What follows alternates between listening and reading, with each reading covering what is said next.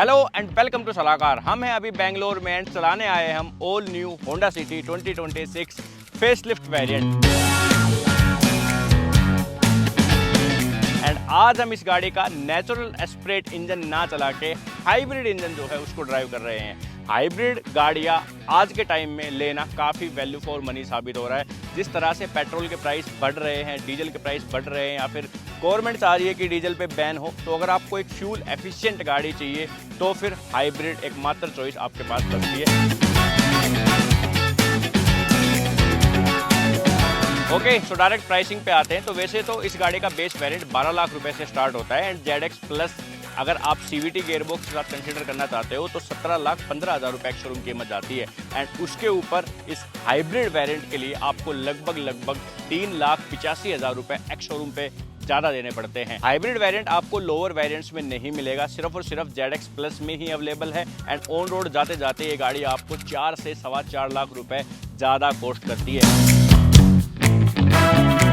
4 से 4.25 लाख रुपए में तो आपको कुछ एक एक्स्ट्रा फीचर्स मिलते हैं, लाइक ऑल 4 डिस्क ब्रेक का सिस्टम मिलता है, electronic parking brake with auto hold का सिस्टम मिलता है, वायरलेस चार्जर मिलता है। एंड सबसे बड़ी चीज़ जो हाइब्रिड के साथ निकल के आती है वो है माइलेज। 28.20 किलोमीटर पर लीटर की माइलेज ये गाड़ी निकाल के देती है। ड्राइव स्टार्ट करने से पहले थोड़ा सा फीचर्स के बारे में बात कर लेते हैं। तो ये वाली चाबी मिलती है आपको गाड़ी के साथ, लॉक अनलॉक, इंजन स्टार्ट करने के लिए बटन, बूट को अनलॉक करने के लिए बटन, एंड चाबी से आपकी सारी विंडोज, सनरूफ, ये रोल अप रोल डाउन के फीचर वो भी आपको मिलते हैं। फेसलिफ्ट वेरिएंट में फ्रंट में कंप्लीट चेंजेस आ गए हैं। न्यू बम्पर है, न्यू LED सेटअप है, होंडा का लोगो ग्रिल से उठ के जो है वो ऊपर चला गया है। एंड यहाँ पे 360 डिग्री कैमरा के फीचर्स जो है वो भी आ गए हैं। अच्छा, पुरानी वाली सिटी में हाइब्रिड में ब्लू कलर में आता था लोगो, लेकिन अभी आपको ब्लैकआउट ही मिलता है। तो सामने से देख के आप बता नहीं पाओगे कि ये हाइब्रिड वेरिएंट है या नॉन हाइब्रिड वेरिएंट है। पीछे बैजिंग मिलती है तो पीछे से बता पाओगे।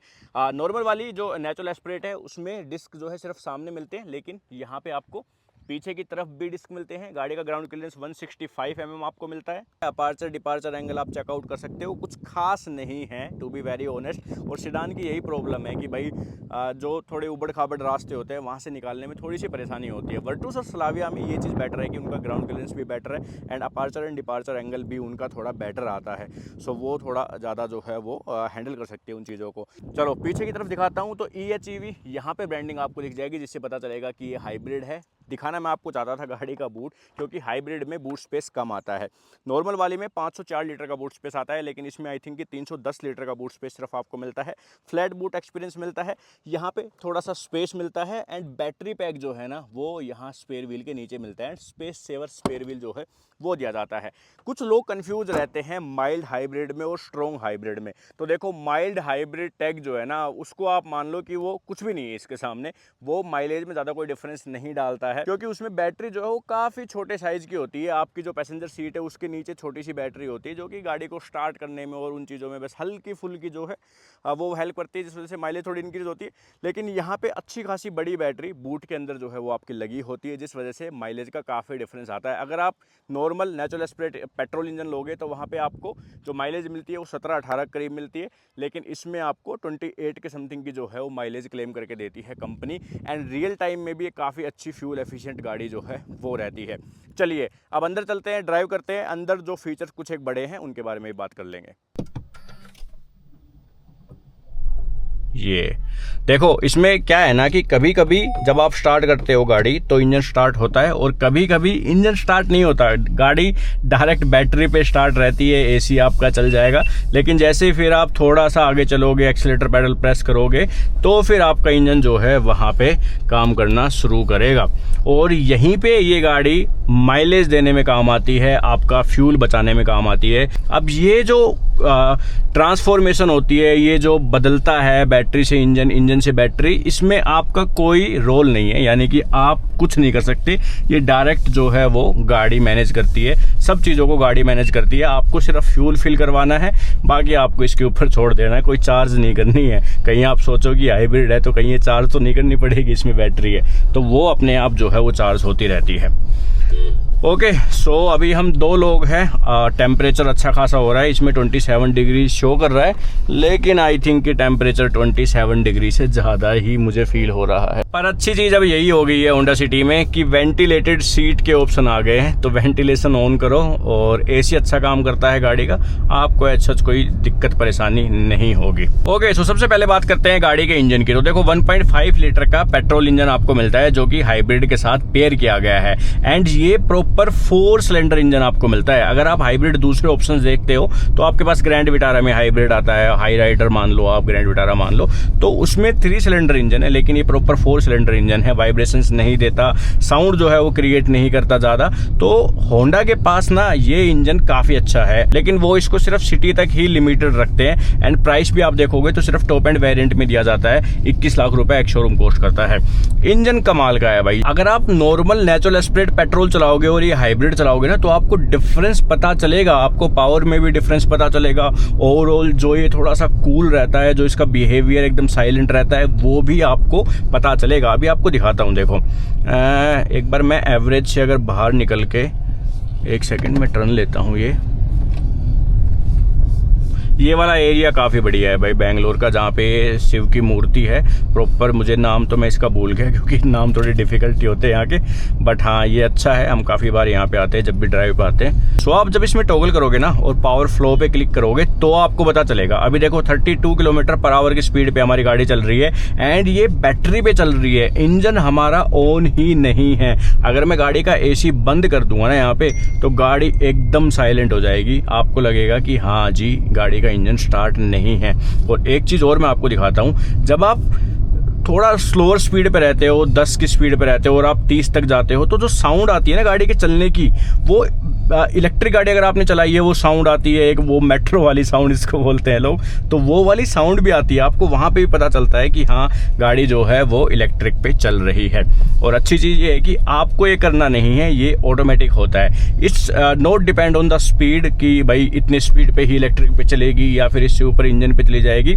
अगर आप हाईवे पे भी हो, आपने कंटिन्यू एक्सीलरेटर पैडल प्रेस कर रखा है, तो गाड़ी इंजन मोड पे रहेगी, लेकिन जैसे ही आप एक्सीलरेटर पैडल छोड़ोगे, थोड़ी सी स्पीड काम होगी, तो वहां पे फिर ये बैटरी पे शिफ्ट हो जाएगी। एंड बैटरी आपकी ब्रेक से भी चार्ज होती है। सो रीजन वाला जो सिस्टम है, जैसा आपने इलेक्ट्रिक गाड़ियों में देखा है, तो वो भी यहाँ पे है, और यहाँ पे मीटर में शो भी करता रहता है कि हाँ ऐसे ऐसे जो है वो आपकी अभी इंजन पे चल रही है गाड़ी, अभी बैटरी पे चल रही है, तो वो आप देख सकते हो। कहने का मतलब ये है कि हाइब्रिड सिस्टम आपकी जो माइलेज इंक्रीज करता है वो बैटरी की वजह से इंक्रीज करता है, क्योंकि गाड़ी आधे टाइम आपकी बैटरी पे चलती रहती है। एंड उस बैटरी को चार्ज होने के लिए इंजन की थोड़ी सी पावर चाहिए, एंड बाकी काम आपकी ब्रेकिंग जो है उसको चार्ज करने में कर देती है। तो जो नॉर्मल आपकी नेचुरल एस्पिरेट CVT है ना, वो 17.9 की माइलेज देती है, और ये आपकी 28.20 किलोमीटर पर लीटर की माइलेज देती है। तो मोटा मोटा 10 किलोमीटर पर लीटर का डिफरेंस आएगा, 10 किलोमीटर पर लीटर का डिफरेंस आएगा। पावर भी ज़्यादा मिलेगी और टॉर्क भी आपको ज़्यादा मिलेगा। दैट्स वाई हाइब्रिड जो है वो सेंस बनाते हैं। अगर आप ये चाहते हो कि भाई आपको लॉन्ग टर्म चलानी है, गाड़ी लंबी रखनी है, माइलेज ज़्यादा चाहिए, आपकी रनिंग ज़्यादा है, तो फिर आपको डीजल पे जाने की ज़रूरत नहीं पड़ेगी, आपके पास हाइब्रिड है। क्योंकि डीजल का अभी कुछ पता नहीं है कि भाई सरकार कब उसको बैन कर दे। मोस्टली तो यही देखा है हमने कि 5 साल डीजल गाड़ी चलती है, फिर बोल देते हैं कि भाई ये BS6 वाली, ये BS4 वाली ये गाड़ी नहीं जाएगी दिल्ली के अंदर, इतने मॉडल से नीचे की गाड़ी दिल्ली के अंदर नहीं जाएगी। तो वो कहीं ना कहीं रिस्की रहता है। प्राइस जो है वो लगभग डीजल और हाइब्रिड का सेम रहता है। इस वजह से हाइब्रिड पे थोड़ा फोकस जो है वो करना चाहिए, कस्टमर को भी हाइब्रिड लेना चाहिए, एंड ऑल्सो गवर्नमेंट को थोड़ा सा इसमें वो करना चाहिए। मेन जो चीज आती है ना वो प्राइस की आती है कि हाइब्रिड गाड़ियां फिर थोड़ी महंगी पड़ जाती है। सो मेरा इसमें यही मानना है कि अगर गवर्नमेंट थोड़ा सा वो करे ना, जैसे यूपी गवर्नमेंट ने हाइब्रिड पे सब्सिडी दे रखी है रजिस्ट्रेशन में, तो वैसा कुछ करे अगर हर स्टेट में, तो फिर हाइब्रिड की सेल बढ़ेगी, डेफिनेटली बढ़ेगी। लोग अभी देख रहे हैं भाई दूसरा ऑप्शन, लोग EV भी लेने लग गए हैं। पेट्रोल महंगा होता जा रहा है, अभी रिसेंटली तो काफ़ी महंगा होता जा रहा है, एंड डीजल में वही फिर एड ब्लू वाला झंझट, DPF का झंझट, काफ़ी कुछ चीज़ें जो है वो अभी चेंज हो चुकी है। तो लोग दूसरे ऑप्शंस जो है वो देखने लगे हैं, एंड होंडा भी इसी चीज़ का फ़ायदा उठाती है कि अपने जो सिटी है इसमें हाइब्रिड देती है। आई थिंक इनको अपने लोअर वेरिएंट्स में भी हाइब्रिड निकालना चाहिए, या फिर इनको अपनी एलिवेट के साथ भी जो है वो हाइब्रिड देना चाहिए। थोड़ा गवर्नमेंट वो अगर स्पोर्ट थोड़ा सा जो ब्रांड्स है वो अपने लोअर वेरिएंट्स में जो है वो हाइब्रिड्स निकाले तो आई थिंक ये काफ़ी एक बेटर चॉइस जो है वो बन सकती है। अभी देखो जितना मैं वहाँ से लेके आ रहा हूँ ना, मोस्टली ये गाड़ी मेरी ईवी पे चलती आ रही है और माइलेज एक बार मैं आपको चेक करवाऊँ कितनी माइलेज दे रही है। आज हम इसको सुबह से ड्राइव कर रहे हैं बेंगलोर में, हमने इसको पूरे हाईवे पे भी ड्राइव किया है, थोड़ा हमने ये वाले रास्तों पे भी चलाई है। तो यहाँ पे आप देखोगे ना तो 22.1 किलोमीटर पर लीटर की माइलेज दे रही है ये पिछले 90 किलोमीटर से। 90 किलोमीटर हो गए हमें इसको चलाते हुए। तो देखो आप अगर नॉर्मल कोई और गाड़ी होती तो आपको अराउंड 15-16 के करीब का जो है वो माइलेज देती, लेकिन ये 22 का माइलेज देती है। तो 10 का नहीं तो 6 से 7 पॉइंट का डिफरेंस तो आपको पता चलेगा ही चलेगा दोनों की माइलेज में। और थोड़ा वो चलाने के ऊपर भी डिपेंड करता है, हम 0 to 100 भी कर रहे हैं, हार्स ब्रेकिंग भी कर रहे हैं, उस हिसाब से गाड़ी चला रहे हैं, माइलेज ओरिएंटेड नहीं चला रहे। अगर आप थोड़ा माइलेज ओरिएंटेड चलाओगे तो आपको ये गाड़ी 25 के करीब का माइलेज जो है वो निकाल के दे देगी। और इसका एक बेस्ट पार्ट ये भी है कि ये सिटी में थोड़ी बेटर माइलेज आपको देगी, क्योंकि सिटी में ईवी मोड जो है वो आपका ज़्यादा काम करेगा एज कम्पेयर टू हाईवे। चलिए तो अब बात आते हैं पावर फिगर्स की। मैंने इतनी देर जो आपको भाषण दिया है, जो चीज़ बताई है वो बताए हैं हाइब्रिड के फायदे कि हाइब्रिड क्या है। अभी पावर में क्या डिफरेंस है, नॉर्मल 121 PS की पावर जनरेट करती है, लेकिन ये हाइब्रिड 126 PS की पावर जनरेट करती है। एंड ये भी आपकी ECVT बोलता है आई थिंक होंडा इसको, गेयरबॉक्स साथ पेयर की जाती है, 7 स्पीड जो है वो ये रहता है। एंड रैव ये भी आपका काफ़ी ऊपर तक रैव करती है। जब ये गाड़ी इंजन मोड पे आती है तो आपको पूरा वो जो IV टेक की फील है ना वो निकल के सामने आती है। तो परफॉर्मेंस में कोई भी कमी नहीं है। टॉर्क यहाँ पे काफ़ी बढ़ गया है, नॉर्मल वाली 143 न्यूटन मीटर का टॉर्क देती है, लेकिन ये आपको 253 के समथिंग का टॉर्क जो है वो प्रोड्यूस करके देती है। एंड हाँ, मैं भूल जाता हूँ कि एडास इसमें आता है, लेवल 2 एडास जो है वो गाड़ी में दिया जाता है। तो ये देखो आप 100 आराम से रीच कर जाती है, एफर्टलेसली जो है वो आप 100-120 इस गाड़ी से कर पाओगे। स्पेशली सेडान है तो हाईवे पे चलाने का तो अलग ही मज़ा है, वो स्टेबिलिटी फील होती है, वो स्टीयरिंग में वेट फील होता है, वो जो एरोडायनेमिक्स है गाड़ी के, वो जो चिपका के रखते हैं ना गाड़ी को रोड पे, वो आपको फील होता है, वो कंफर्ट फील होता है। SUV कल्चर बढ़ गया है इंडिया में, लेकिन फिर भी सेडान का जो मज़ा है वो नहीं है भाई कहीं और, वो नहीं है। दिल अब भी चाहता है कि भाई आप सेडान लो, लेकिन दिमाग कहता है नहीं यार, फिर गड्ढे वाले रास्ते आ गए तो कैसे चलाओगे, कोई ऊंचा ब्रेकर आ गया तो वहाँ सोच के चलानी पड़ेगी। तो वो चीज़ जो है वो यहाँ पे फील होती है। चलिए इंजन पे थे हम, तो इंजन की पावर वगैरह जो है मैंने आपको बता दी। इंजन काफ़ी पावरफुल फील होता है। नॉर्मल अगर आप NA चलाते हो और ये चलाते हो तो डिफरेंस जो मैं आपको स्टार्टिंग बताया ना, क्लियरली आपको फील होने वाला है। दूसरा अपना आता है पॉइंट यहाँ पे विजिबिलिटी का। सो विजिबिलिटी वाइज अच्छी विजिबिलिटी है, बड़ी सारी विंड स्क्रीन है आपके पास, ORVM जो है वो काफ़ी डिसेंट साइज़ के हैं, IRVM में अच्छी विजिबिलिटी है। बाकी 360 कैमरा जो है उसके फीचर अभी आ गए हैं, तो 360 कैमरा जो है उसका भी यूज़ आप कर सकते हो। उसके साथ साथ वेंटिलेटेड सीट्स के ऑप्शन आ गए हैं, ये नई स्क्रीन आ गई है यहाँ पे। लेकिन ये स्क्रीन में क्या है ना कि ये वाले कॉर्नर पे कंटिन्यूस आपको रिफ्लेक्शन दिखती रहती है, थोड़ी ऊपर की तरफ टिल्टेड है, तो थोड़ा इरिटेट करती है मैप वगैरह देखने में। आई थिंक तो ये या तो सीधी होनी चाहिए थी या फिर ये डैशबोर्ड माउंट जो है वो होनी चाहिए थी। ये व्यू देखो एक बार, पहले बाद में बात करेंगे गाड़ी के बारे में। व्यू काफ़ी अच्छे हैं भाई, बेंगलोर में क्या बढ़िया मौसम है यार, क्या बढ़िया। यहाँ पे टेम्परेचर कितना है 27, और वहाँ दिल्ली में 43, 44 ऐसे गर्मी पड़ रही है भयंकर। अभी कितना है 31 दिखा रही है गाड़ी तो अपनी। बट हाँ यही है कि कल हम आए थे तो 27 के आसपास, शाम को अच्छा मौसम हो गया था, पूरी ग्रीनरी है, बढ़िया व्यू जो है वो मिलता है बेंगलोर में। स्क्रीन थोड़ी बेटर आई थिंक हो सकती थी, मतलब कि थोड़ी पोजीशन इसकी बेटर हो सकती थी। बाकी चलाने में फ्लुएंट लगती है, रिस्पॉन्सिव है स्क्रीन।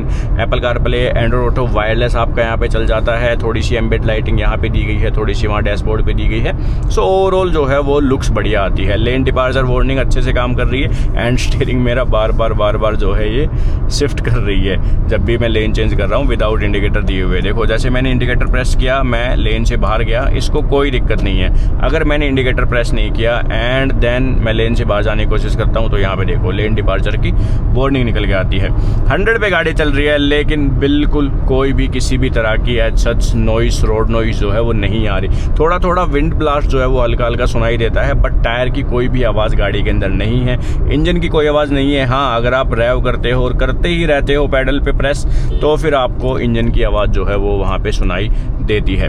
ब्लाइंड स्पॉट एक कैमरा जो है वो अभी भी पहले आता था, वो यहाँ पे रखा गया है।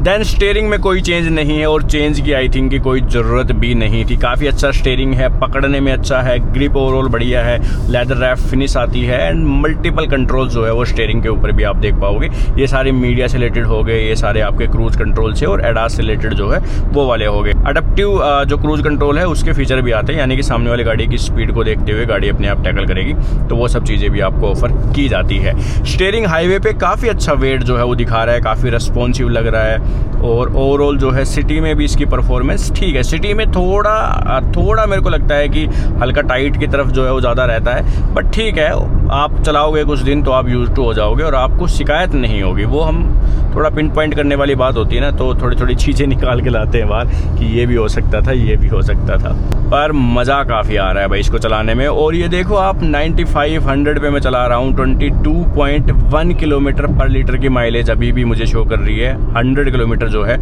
हमने गाड़ी को चला लिया है। देखो अभी चीज़ एक मैंने नोटिस की, जैसे ही मैंने ब्रेक्स पे पैर रखे ना तो यहाँ पे ईवी मोड आ गया और मैं आपको दिखाऊँ ना एक बार फटाफट से पावर एंड फ्लो। तो अभी ये बैटरी पे है, देख लो यहाँ पे बैटरी पे चल रही है, 60 की स्पीड है। देखो ये शिफ्ट होगी अभी इंजन पे, जब भी बैटरी पे आएगी ना तो यहाँ पे ये ईवी मोड लिखा आएगा और अगर इंजन पे चलेगी तो फिर वो ईवी मोड हट जाएगा। तो ये काफ़ी जल्दी जो है वो ईवी और पेट्रोल में शिफ्ट करती रहती है एंड इस ट्रांजिशन का आपको पता नहीं चलता है बिल्कुल भी। तो आपको कोई इसमें मतलब कुछ करने की ज़रूरत नहीं है, कुछ टेंशन लेने की ज़रूरत नहीं है, कुछ भी आपको इसके बारे में लोड लेने की ज़रूरत नहीं है। ओवरऑल ये कहना चाहता हूँ मैं।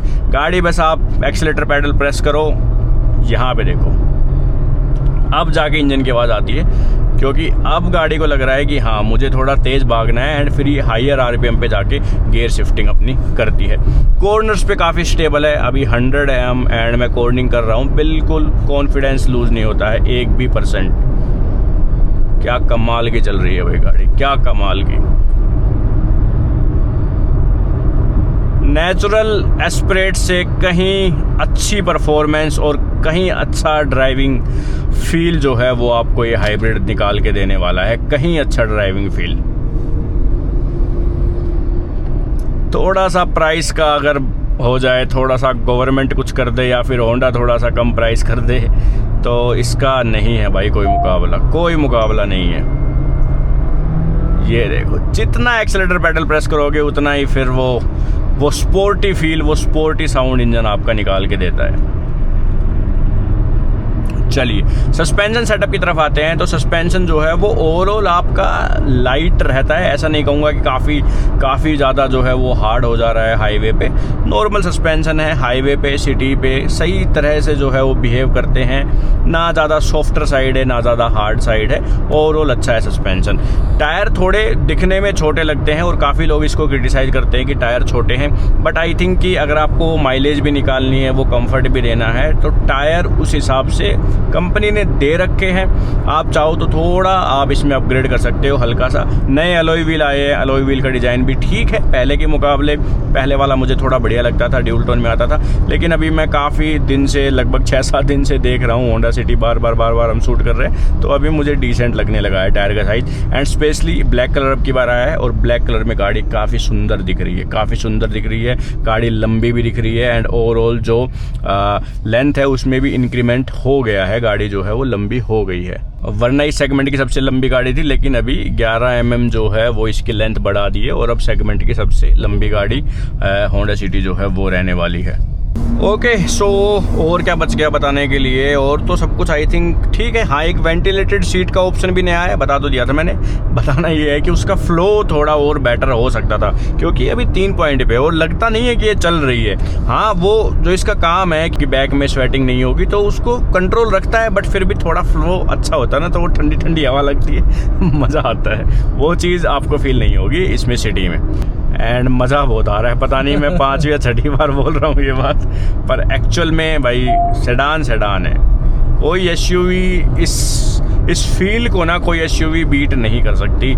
एक बार बस, मैं तो शुरू से ही फ़ैन हूँ भाई सेडान गाड़ियों का, और ओवरऑल जिस हिसाब की इसकी सिटी की परफॉर्मेंस है ना, मज़ा आ गया मज़ा। हाइब्रिड में तो डेफिनेटली मज़ा आ गया इस गाड़ी को चला के। मैंने पहले कभी नहीं चलाई थी होंडा सिटी हाइब्रिड, कभी भी नहीं। मैंने वो चलाई है ग्रैंड विटारा, हाई राइडर, उनमें उतना नहीं मज़ा आता। उनका 3 सिलेंडर इंजन ना वाइब्रेट काफ़ी करता है एंड थोड़ा नॉइसी भी रहता है, लेकिन इसमें अच्छा फील है एकदम। चलिए, तो बस यही कुछ था आज की इस वीडियो में। बाकी कंक्लूजन यही है कि प्राइस महंगा पड़ता है गाड़ी का। एक्चुअली में तो यही है मेन कंसर्न कि 4 लाख रुपए आपको ऊपर देने पड़ते हैं, एंड 4 लाख रुपए का वो पेट्रोल जो फूकना चाहिए आपको, वो अगर आप नहीं फूक पाते हो तो वैल्यू फॉर मनी गाड़ी नहीं लगती है। ये एक सबसे बड़ा डीमेरिट इस गाड़ी का है। अगर आप यूपी में रहते हो या फिर आप किसी ऐसे स्टेट में रहते हो, आई डोंट नो कि और किस स्टेट में रजिस्ट्रेशन जो है वो इसका वेव ऑफ है, बट अगर आप किसी ऐसे स्टेट में रहते हो जहाँ रजिस्ट्रेशन आपको नहीं देना, तो डेफिनेटली इट मेक सेंस। अगर आपको होंडा सिटी पुराने वाली कोई हाइब्रिड अच्छे डिस्काउंट पे मिलती है, देन इट्स मेक सेंस। काफ़ी अच्छी गाड़ी है, मज़ा आपको आएगा।